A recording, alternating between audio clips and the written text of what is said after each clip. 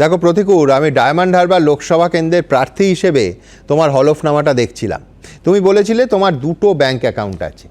প্রথমটাতে ভোটের কাজের জন্য 6 লক্ষ টাকা আছে, আর দ্বিতীয়টা ব্যক্তিগত, সেখানে মাত্র 7,511 টাকা আছে। তোমার নিজস্ব গাড়ি দূরে থাক, একটা জমি নেই, বাড়ি নেই। স্ত্রী গৃহবধূ, হোল টাইমার হিসেবে সামান্য দলীয় ভাতায় তোমার সংসার চলে।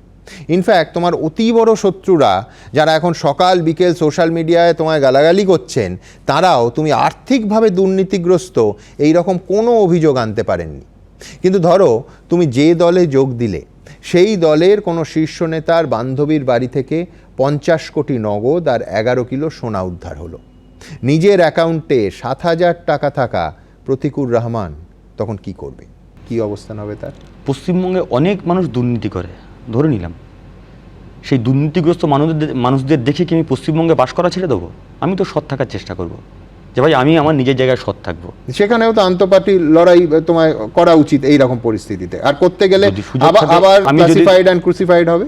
যদি সুযোগ থাকে অবশ্যই সেই লড়াই করবো, কিন্তু সেই পরিস্থিতি যখন আসবে তখন তো আমি সেটাকে ফেস করবো। এখন আসেনি, আমি কি করে বলতে পারি সুমনদা? ইফস অ্যান্ড বার্থ দিয়ে তো রাজনীতি হয় না।